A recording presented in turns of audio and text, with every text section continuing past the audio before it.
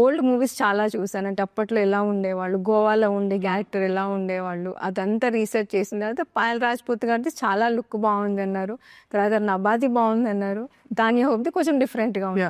అట్లా చేశాను అనమాట. అక్కడ నుంచి స్టార్ట్. ఆఫ్టర్ దిస్ మూవీ ఆ తర్వాత ఇది చేస్తూ ఉంటేనే లూజర్ అన్నపూర్ణ నుంచి ఒక కాల్ అనమాట. సో మీరేమన్నా చేస్తారు అంటే నేనే అడిగాను ఫస్ట్, నాకు కావాలంటే సుప్రియ మేడం గారు హెల్ప్ చేస్తారు. మేడం ఏంటంటే సరే తనకు ఒకటి ఆపర్చునిటీ ఇచ్చి చూద్దాం చేస్తా అంటుంది కదా అని చెప్పేసి మేడం ఇచ్చారు. సో ఆ లూజర్లో కూడా సేమ్ అనమాట. అంటే అదే రీసెర్చ్ చేసి సేమ్ అది చాలా హెల్ప్ఫుల్ అయింది అనమాట. మళ్ళీ ఒకటి నాకు ప్లస్ పాయింట్ ఏంటంటే జెర్సీ చేస్తున్నాను నేను అప్పటికి.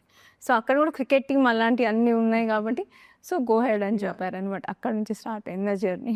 సో ఏ హీరోతో వర్క్ చేయడం వాజ్ మోస్ట్ ఛాలెంజింగ్? అంటే ఎవ్రీవన్ అది ఎలా ఉంటుందంటే స్టోరీ వైజ్గా నేను చెయ్యాలి.